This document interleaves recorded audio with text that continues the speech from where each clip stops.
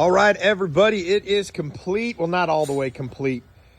We still have to put the 32-inch tires on here. We're at 30.5 right now. We got 4.5-inch lift on the front, and we're 3.5-inch on the back. What we did is we took the HRG 2.5-inch lift kit that we helped Ben design and test, and we ended up going with a 2-inch subframe drop on this, which he's going to develop and sell on HRG off-road, and I'll sell at the Ridge store as well.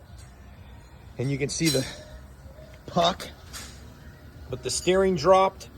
We had to cut one wire harness attachment. You are not going to be able to use the PRL Motorsports intake on this. You're going to have to keep your accordion because you're dropping the engine 2 inches. And then we ended up going with the flat out suspension GR Plus.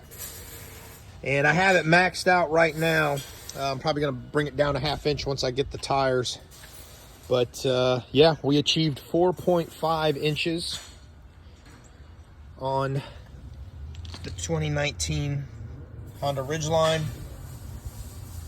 So big shout out to HRG Off-Road and Flat Out Suspension, as well as my store, the Ridge store, and CampingRandy. So yeah, now it's really means something. That and that. So, but that's it, guys. Hope you like it. Stay tuned. We're gonna have the 32s put on this week.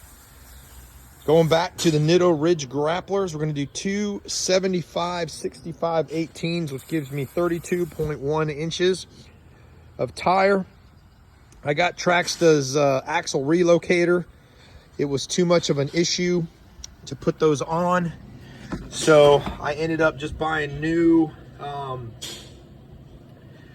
lower control arms, because after 40,000 miles with a lift, the front bushing tore on me. So we went ahead and did that.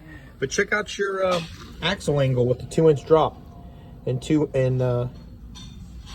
mean, it is really nice. So the truck thinks it only has 1.5 inches lift on it. So let me know what you think. Put some comments down there. Enjoy the adventures.